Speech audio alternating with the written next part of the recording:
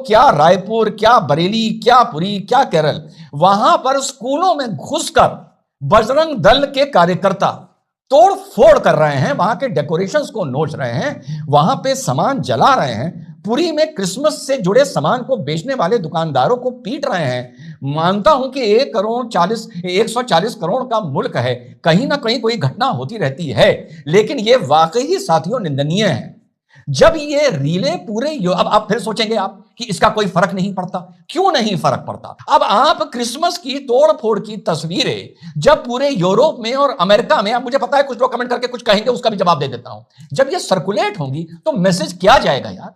और क्या केरल को इस तरह बीजेपी जीत पाएगी? मैं नहीं कह रहा बीजेपी कर रही है, पर बीजेपी को, मोदी जी को, अमित शाह जी को इन चीजों पर अंकुश लगाना चाहिए, बड़ी मजबूती से लगाना चाहिए।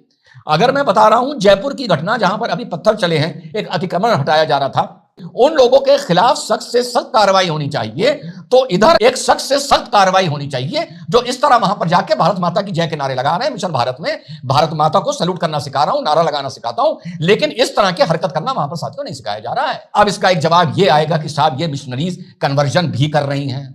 मैं पहली क्लास से लेकर 12th क्लास तक कैथोलिक स्कूल में पढ़ा हूं, मुझे पता है वहां पे ऐसे सर्मन्स के लिए हम लोगों को भी कॉन्सर्ट हॉल में बुलाया जाता था, मुझे पता है वहां पर भी छोटी छोटी किताबें दी जाती थी बच्चों को पढ़ने के लिए, ये सब मैं देख चुका हूं। लेकिन अगर भारत में अभी भी विशेष तौर से 2014 के बाद भी, और उससे पहले भी मैं कहूंगा, पर विशेष तौर से 2014 के बाद भी, अगर माना कि law and order problem state subject है, लेकिन अगर इस तरह की कन्वर्जन की घटनाएं साथियों हम लोगों के सामने आ रही हैं, तो इसमें किस किस की गलती है यह भी एक बार आत्मचिंतन करना पड़ेगा। इसमें उन ईसाई मिशनरियों की भी मिशनरीज की भी गलती है जो मौके का चौका मारने से नहीं चूकते। उत्तर पूर्वी राज्य में पिछले 100 साल में हम लोग ये देख चुके हैं, बिल्कुल स्पष्ट बता रहा हूं, पहला।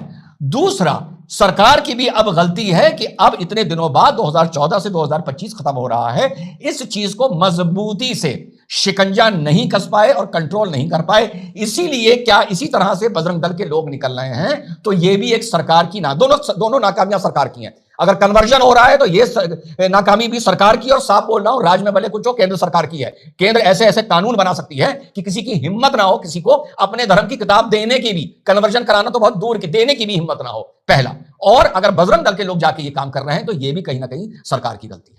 तो क्रिश्चियन मिशनरीज की भी गलती है, सरकार की भी गलती है, बजरंग दल के इन लोगों की भी गलती है, और साथ साथ मेरे भाई मानो या ना मानो कि हिंदुओं की भी गलती है। लेकिन आप ये नहीं कह सकते कि इसमें ना बजरंग दल की गलती है, ना सरकार की गलती है, ना हिंदुओं की गलती है, और सिर्फ इन मिशनरीज की गलती है या उस मानसिकता की गलती है जो दावत इस्लाम के नाम पर अगर किसी को कन्वर्ट कराते हैं। तो भैया गलती सबकी है और सबको इसका जवाब देना चाहिए।